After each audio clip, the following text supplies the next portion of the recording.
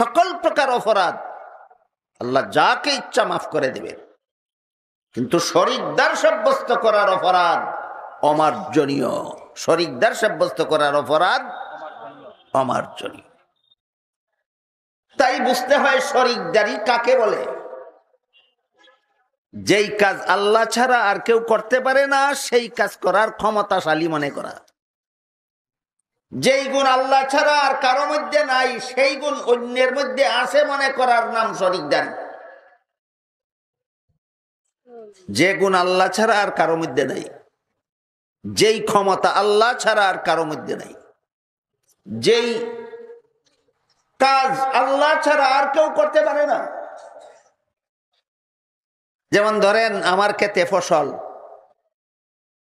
কে দিতে পারে? একমাত্র আল্লাহ। আমার ক্ষেতে ফসল কে দিতে পারে?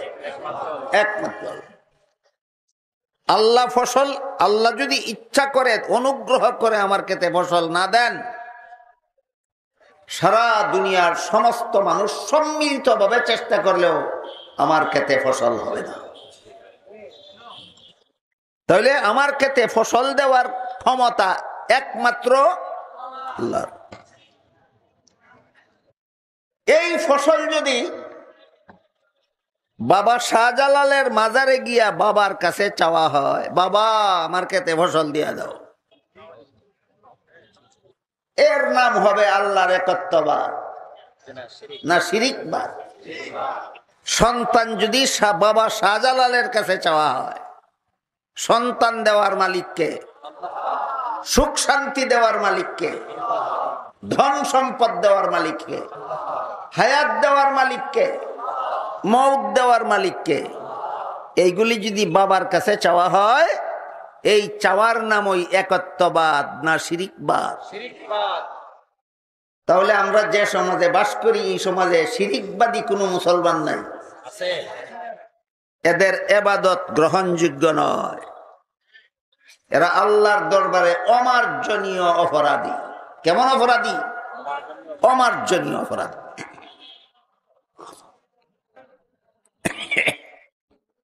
রাসূল বলেন, তোমার কাছে আল্লাহর প্রাপ্য, বান্দার কাছে আল্লাহর প্রাপ্য হলো বান্দা আল্লাহকে লা শরীক জেনে আল্লাহর ইবাদত করবে। এই ইবাদতটাই বান্দার কাছে আল্লাহর প্রাপ্য। এরপরে রাসূল বলেন, এটা হলো আল্লাহর প্রাপ্য বান্দার কাছে, বান্দা আল্লাহর ইবাদত করবে। আবার বান্দার একটা প্রাপ্য আছে আল্লাহর কাছে, সেটা হলো আল্লাহ তাকে জান্নাত দান করবে। সারমর্ম হলো আমার কাছে আল্লাহর প্রাপ্য ইবাদত আর আল্লাহর কাছে আমার প্রাপ্য জান্নাত। আমার কাছে আল্লাহর প্রাপ্য ইবাদত আর আল্লাহর কাছে আমার প্রাপ্য জান্নাত। আল্লাহর প্রাপ্যটা যদি আমি পরিশোধ করে দেই তবেই আল্লাহ আমার প্রতি খুশি, আর আমার প্রাপ্যটা যদি আল্লাহ পরিশোধ করে দেন তবেই আমি সন্তুষ্ট। তাহলে এই খুশি আর সন্তুষ্টি, এই শান্তি কিভাবে প্রতিষ্ঠিত হলো? পারস্পরিক প্রাপ্য পরিশোধের মাধ্যমে। পারস্পরিক, আমি যদি আল্লাহর প্রাপ্য পরিশোধ করে দিই আল্লাহ খুশি, আল্লাহ যদি আমার প্রাপ্য পরিশোধ করে দেন আমি খুশি। দুনো পক্ষ খুশি হইল মানে অশান্তি হইল শান্তি। যদি শান্তি বুঝে থাকেন তাহলে বলুন তো এই দুই পক্ষের মধ্যে শান্তি প্রতিষ্ঠা হইল কিসের মাধ্যমে? প্রাপ্য পরিশোধের মাধ্যমে। এই জন্য আয়াতের ব্যাখ্যায় মুফাসসিরিন কেরাম লিখেছেন, বিশ্ব শান্তি নির্ভর করে প্রাপ্য পরিশোধের উপর। সারা বিশ্ববাসী যদি পরস্পরের প্রাপ্য পরিশোধ করে বিশ্বটাই একটা স্বর্গে পরিণত হবে। আর এই বিশ্ববাসী যদি পারস্পরিক প্রাপ্য পরিশোধ করে না, এই বিশ্বটাই একটা নরকে পরিণত হবে। সমাজের মানুষ স্বর্গ নরক বলে তাকে, এই জন্য বললাম মুসলমানি পরিভাষা হলো জান্নাত জাহান্নাম। মুসলমানি পরিভাষা জান্নাত জাহান্নাম। এরপরে রাসূল বলেন, দেখুন তো দুই পক্ষের দুইটা প্রাপ্য ক্লিয়ার হইল কিনা? একটা হলো বান্দার কাছে আল্লাহর প্রাপ্য, আর একটা হলো আল্লাহর কাছে বান্দার প্রাপ্য। পরিষ্কার হইল? রাসূল বলেন বান্দার কাছে আল্লাহর প্রাপ্য ইবাদত, আর আল্লাহর কাছে বান্দার প্রাপ্য জান্নাত। এরপরে বলেন যেই বান্দা আল্লাহর প্রাপ্য পরিশোধ করে দেবে, আল্লাহও সেই বান্দার প্রাপ্য পরিশোধ করে দেবে। মর্ম হলো যেই বান্দা আল্লাহর ইবাদত করবে, আল্লাহ তাকে জান্নাত দান করে দেবে। আমি আল্লাহর প্রাপ্য পরিশোধ করলাম, এতে আল্লাহ খুশি। আল্লাহ আমার প্রাপ্য পরিশোধ করলেন, এতে আমি খুশি। উভয় পক্ষ খুশি, মানে অশান্তি না শান্তি? বুঝে থাকলে বলেন শান্তি কিভাবে প্রতিষ্ঠা হইল? প্রাপ্য পরিশোধের মাধ্যমে। প্রাপ্য পরিশোধের মাধ্যমে শান্তি প্রতিষ্ঠা হয়। প্রাপকের প্রাপ্য পরিশোধ করা ছাড়া দুনিয়াতে বলেন, দেশে বলেন, সমাজে বলেন, পরিবারে বলেন, ব্যক্তিতে বলেন, শান্তি প্রতিষ্ঠার বিকল্প কোনো পথ নাই।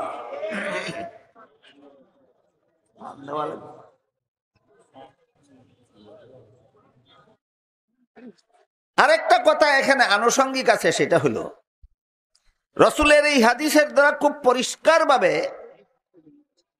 ব্যক্ত হলো যে আমার বান্দার কাছে আল্লাহর প্রাপ্য ইবাদত, আর আল্লাহর কাছে বান্দার প্রাপ্য জান্নাত। কিন্তু বান্দার প্রাপ্যে আর আল্লাহর প্রাপ্যে একটু ব্যবধান আছে। বান্দার কাছে যে আল্লাহর প্রাপ্য ইবাদত, এই প্রাপ্য পরিশোধ করতে বান্দা বাধ্য। পরিশোধ না করলে অপরাধ হবে। দেখেন কথা বুঝেন কিনা? বান্দার কাছে যে আল্লাহর প্রাপ্য ইবাদত, এই প্রাপ্য পরিশোধ করতে বান্দা বাধ্য। পরিশোধ না করলে অপরাধ হবে। বুঝে আসে কিনা? না কঠিন কথা? এটা সহজ কথা। পরবর্তী কথাটা একটু কঠিন আছে। আল্লাহর কাছে যে বান্দার প্রাপ্য জান্নাত, এটা পরিশোধ করতে আল্লাহ বাধ্য নন। পরিশোধ না করলেও আল্লাহর অপরাধ হবে না। এটা সহজ কথা না, অত্যন্ত কঠিন কথা। তাহলে উভয়টা প্রাপ্যের কোয়ালিটি একরকম না ভিন্ন ভিন্ন? কথা বুঝে থাকলে বলুন তো, বান্দার কাছে যে আল্লাহর প্রাপ্য ইবাদত, এটা পরিশোধ করতে বান্দা বাধ্য কিনা? না করলে বান্দার অপরাধ হবে কিনা? আল্লাহর কাছে যে বান্দার প্রাপ্য জান্নাত, সেটা পরিশোধ করতে কি আল্লাহ বাধ্য? না করলে কি আল্লাহর অপরাধ হবে? কেন এই বৈষম্যমূলক প্রাপ্য কেন? এইটা হইল প্রশ্ন। উভয় পক্ষের প্রাপ্যের মধ্যে এমন বৈষম্য হলো কেন? বান্দার প্রাপ্যটা বাধ্যতামূলক কেন? আল্লাহর প্রাপ্যটা দয়ামূলক কেন? তার কারণ কি? এই কারণ জানা না জানা, বুঝা না বুঝা, আহলে সুন্নাত ওয়াল জামাতের অন্তর্ভুক্ত হওয়া না হওয়ার উপর নির্ভর করে। এটার এই কারণটা জানলে, বুঝলে, মানলে আপনি সত্যই আহলে সুন্নাত ওয়াল জামাতের অন্তর্ভুক্ত হতে পারেন। কারণ জানেন না, বুঝেন না, মানেন না, আপনি সত্যিকারের অর্থে আহলে সুন্নাত ওয়াল জামাত হতে পারেন না। কাজেই আহলে সুন্নাত ওয়াল জামাত চাপার জোরে হওয়া যায় না। কতগুলি নিয়ম নীতি জানতে হয়, মানতে হয়। কতগুলি নিয়ম নীতি জানলে আর মানলে আহলে সুন্নাত ওয়াল জামাত হয়। ওই নিয়ম নীতিগুলি জানেও না, মানেও না, আমরা আহলে সুন্নাত ওয়াল জামাত বলে আকাশ ফাটা চিৎকার করে, এগুলি সত্যিকারের আহলে সুন্নাত ওয়াল জামাত নয়।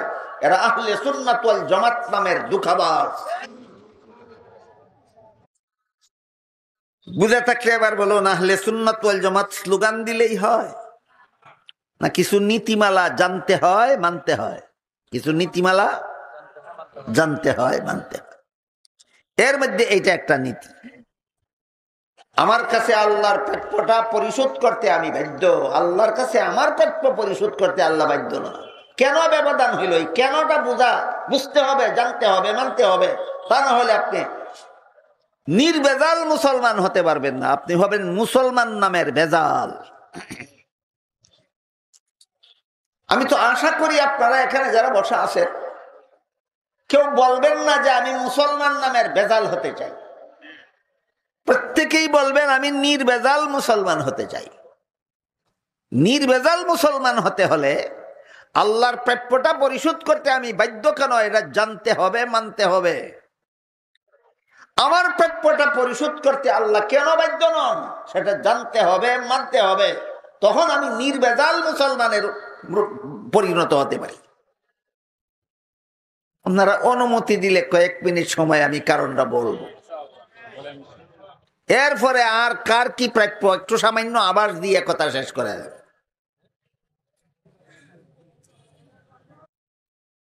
আল্লাহর প্রাপ্য পরিশোধ করতে বান্দা বাধ্য কেন, আর বান্দার প্রাপ্য পরিশোধ করতে আল্লাহ বাধ্য নন কেন? আল্লাহর প্রাপ্য পরিশোধ না করলে বান্দার অপরাধ হবে কেন, আর বান্দার প্রাপ্য পরিশোধ না করলেও আল্লাহর অপরাধ হবে না কেন? এই প্রশ্নগুলির জবাব আল্লাহ রসুল বিভিন্ন হাদিসে বিভিন্ন ভাবে বুঝাইছেন। এর মধ্যে কিছু হাদিস বর্ণিত হয়েছে মুসলিম শরীফে, কিছু হাদিস বর্ণিত হয়েছে বুখারী শরীফে। সবগুলি হাদিসের মর্ম পেয়েছি আমি মুস্তাদরাক নামক হাদিসের কিতাবের একটা দীর্ঘ হাদিসে। এই সবগুলি হাদিসের মর্ম আছে একটা হাদিসে। কাজেই সবগুলি হাদিসের মর্ম যেই হাদিসে আছে সেই হাদিসের ভাবার্থটা আমি আপনাদেরকে বলি। হাদিস শরীফে রাসূল করিম সাল্লাল্লাহু আলাইহি ওয়াসাল্লাম বলেন, বনি ইসরাইলের মধ্যে একটা লোক ছিল বড় নেককার, নেক আমলওয়ালা। একাধারে 500 বৎসর পর্যন্ত আল্লাহর ইবাদত করেছিল নির্ভেজাল। এই ইবাদতটাই আল্লাহর কাছে, বান্দার কাছে আল্লাহর প্রাপ্য, ভুলে যাবেন না। ইবাদতটাই বান্দার কাছে আল্লাহর প্রাপ্য। বনি ইসরাইলের একজন নেককার লোক একাধারে 500 বছর পর্যন্ত আল্লাহর ইবাদত করেছিল নির্ভেজাল ইবাদত।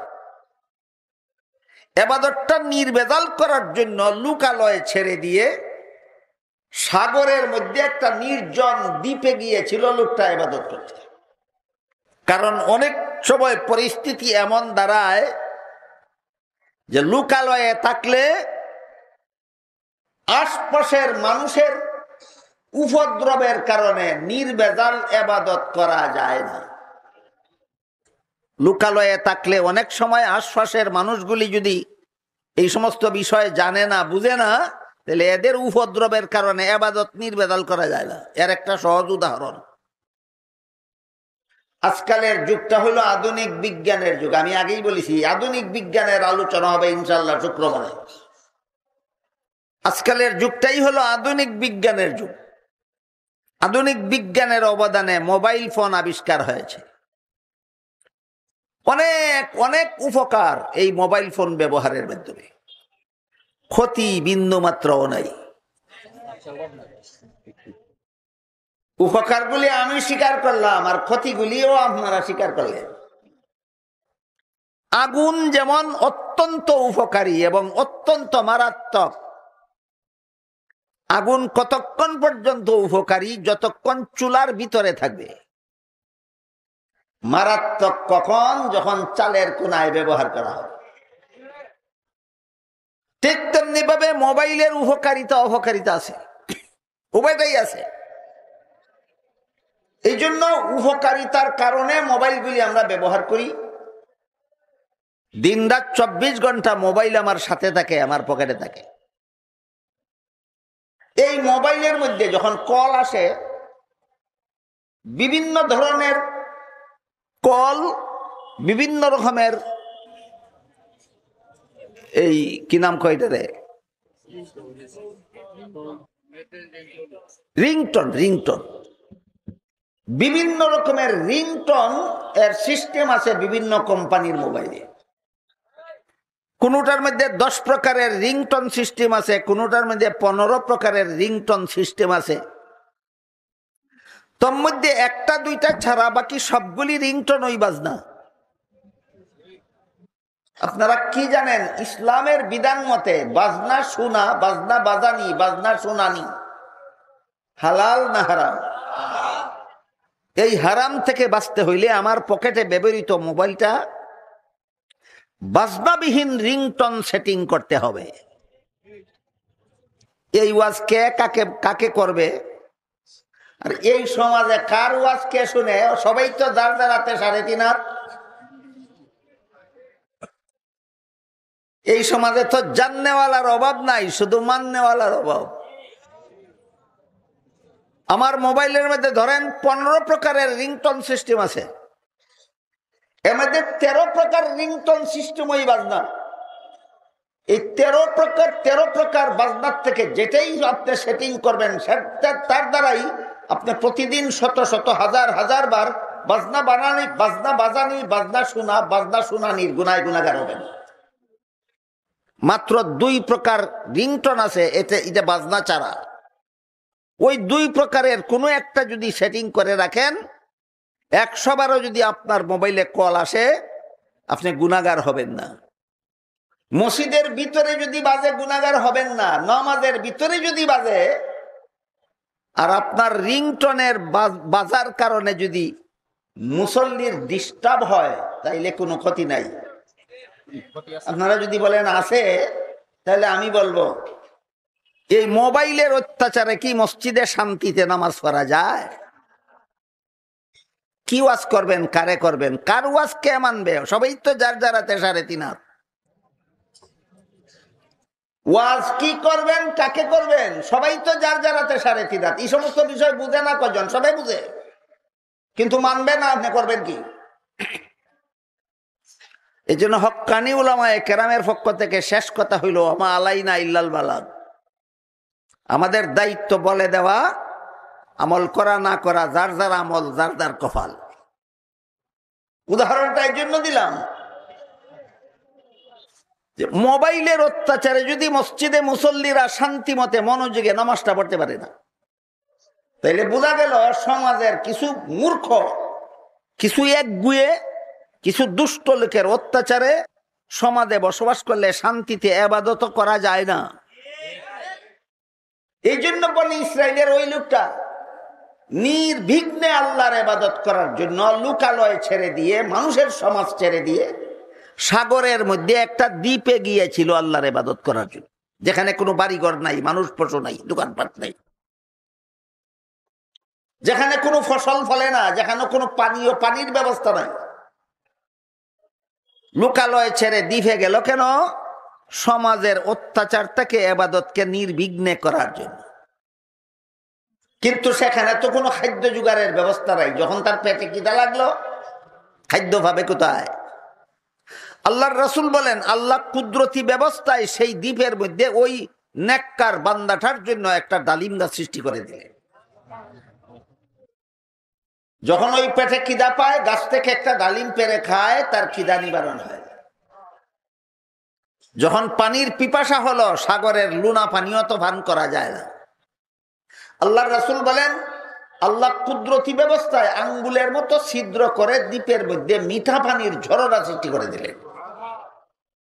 খিদা লাগলে গাছ থেকে বেড়ে একটা আঙ্গুর খায়, খিদা নিবারণ হয়ে যায়। পিপাসা হলে ঝরনার 1 গ্লাস মিঠা পানি পান করে, তার পিপাসা নিবারণ হয়ে যায়। বাকি সময় আল্লাহর ইবাদত বন্দেগীতে কাটায়। এই ইবাদতটাই বান্দার কাছে আল্লাহর প্রাপ্য, ভুলে যাবেন না। এই অবস্থায় লোকটা দ্বীপের মধ্যে আল্লাহর ইবাদত বন্দেগী করেছিল 500 বছর। জীবনের শেষে সে আল্লাহর কাছে দোয়া করেছিল, হে আল্লাহ, তোমার ইবাদত করার জন্য যে তোমাকে সেজদাগুলি করি, এমন একটা সেজদার মধ্যে যেন আমার মরণ হয়, আর মরণের পরে আমার লাশ যেন মাটি খাইতে না পারে, কিয়ামত পর্যন্ত আমার লাশটা যেন সেজদার মধ্যেই থাকে। তার দোয়াও আল্লাহর কাছে কবুল হয়েছে। জীবনের শেষ সেজদার মধ্যেই তার মরণ হয়েছে, কিয়ামত পর্যন্ত লাশটা তার সেজদার মধ্যেই থাকবে। তারপরে কিয়ামতের দিন এই আল্লাহর নেককার বান্দা সেজদার থেকে জীবিত হয়ে যখন হাসরের মাঠে দাঁড়াবে, তখন আল্লাহ একজন ফিরিস্তাকে বলবেন, হে ফিরিস্তা, আমার এই নেককার বান্দা একাধারে 500 বছর পর্যন্ত আমার ইবাদত করেছে নির্ভেজাল, মোবাইলের রিংটোনের অত্যাচারে শান্তিমতে সেজদা দিতে পারে নাই, এরকম না সম্পূর্ণ নির্ভেজাল? সম্পূর্ণ নির্ভেজাল। কাজে আমার বান্দাটাকে ফিরিস্তা তুমি আমার দয়ায় জান্নাতে পৌঁছে দাও।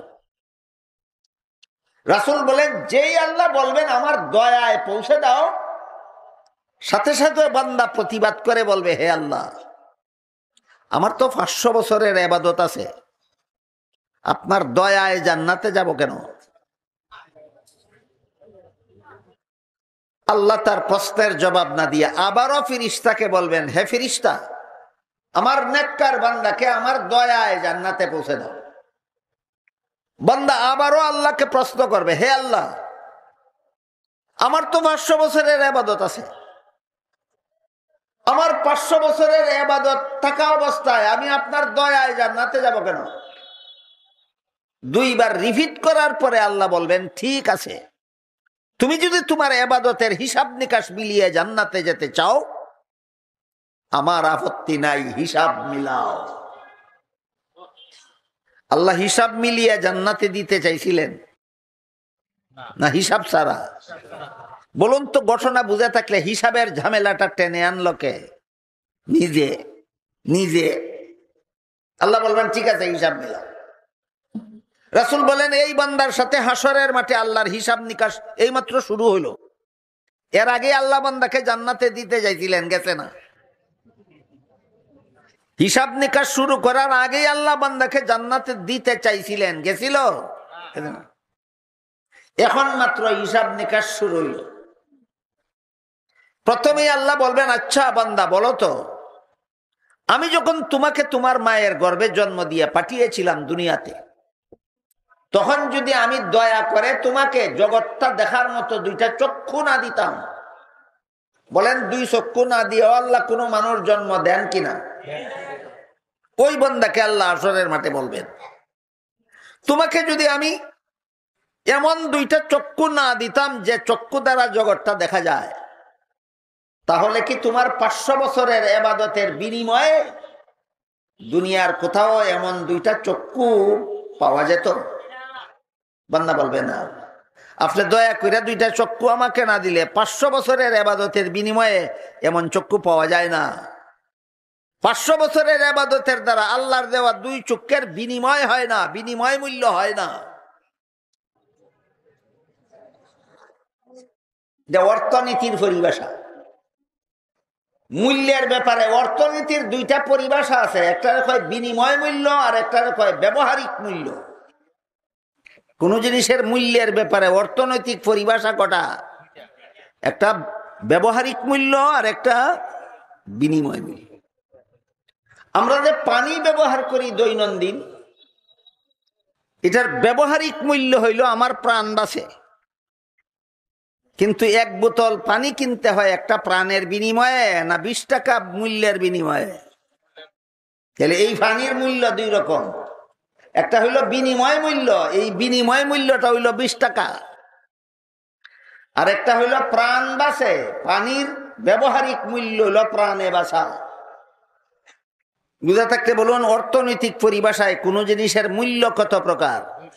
একটা বিনিময় মূল্য আর একটা ব্যবহারিক মূল্য। ওই বান্দা হাসরের মাঠে আল্লাহকে বলবে 500 বছরের ইবাদতের দ্বারা 2টা চোখের বিনিময় মূল্য হয় না, ব্যবহারিক মূল্য হয় না। তখন আল্লাহ বলবেন ঠিক আছে, তোমার আর আমার হিসাব নিকাশ, এখানে অন্য কোনো তৃতীয় জনের কোনো আধিপত্য নাই। তুমি বলতেছো তোমার বিচার মতে তোমার 500 বছরের ইবাদতের দ্বারা আমার 2টা চোখের মূল্যই হয় না। আমি মেনে নিলাম হয়, আমি পেলাম তোমার 500 বছরের ইবাদত আমার দেওয়া 2টি চোখের মূল্য। এবার বলো আমার দেওয়া 2টি কানের মূল্য দিবে কে? এবার বলো আমার দেওয়া 2টি হাতের মূল্য দিবে কে?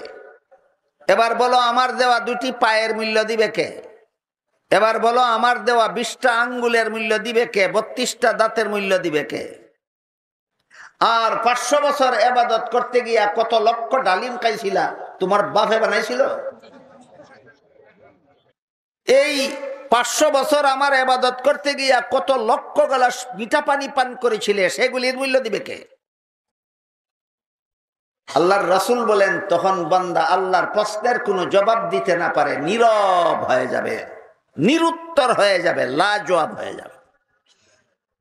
তখন আল্লাহ ওই আগের ফেরেশতাকেই বলবেন, এই ফেরেশতা, সে আমার যত নিয়ামত দুনিয়াতে ভোগ করেছে এইগুলির মূল্য পরিশোধ করতে পারে না, মাত্র 2টা চৌকের মূল্য পরিশোধ করতে 500 বছরের ইবাদতের দ্বারা, আর বাকি নিয়ামত গুলির মূল্য পরিশোধ করতে পারে না।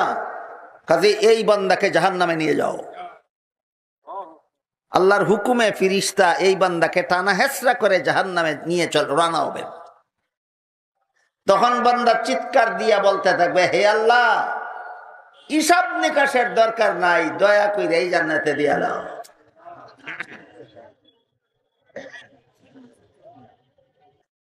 এই ঘটনার দ্বারা রাসূল বুঝাইলেন যে তোমার কাছে যে আল্লাহর পাওনা আছে ইবাদত, এর দ্বারা জান্নাতের মূল্য হবে দূরের কথা, আল্লাহর দেওয়া 2টা চোখের মূল্য হয় না।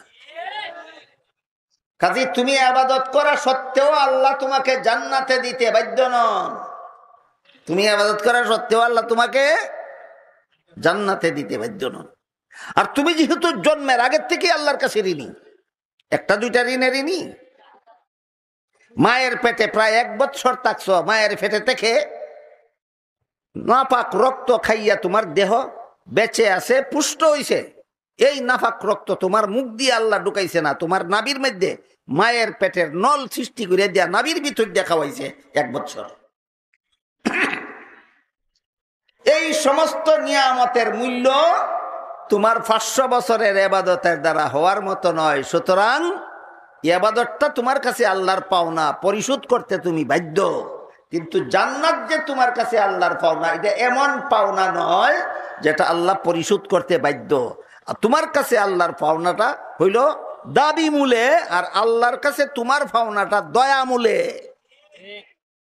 বান্দার কাছে আল্লাহর পাওনাটা হইল দাবি মূলে, করতেই হবে তোমার। আর আল্লাহর কাছে বান্দার পাওনাটা হলো দয়া মূলে, আল্লাহ দয়া করে দিলে দিব, না দিলে নেই। বিষয়টা কি ক্লিয়ার হইল? এবার বলেন তো, বান্দার কাছে আল্লাহর পাওনা কি? ইবাদত। আল্লাহর কাছে বান্দার পাওনা জান্নাত। বান্দার কাছে আল্লাহর প্রাপ্য ইবাদত, আল্লাহর কাছে বান্দার প্রাপ্য জান্নাত। সমান কোয়ালিটি না আকাশ পাতাল ব্যবধান? এই ব্যবধানটা না জানলে, না মানলে আহলে সুন্নাত ওয়াল জামাত হতে পারবেন না।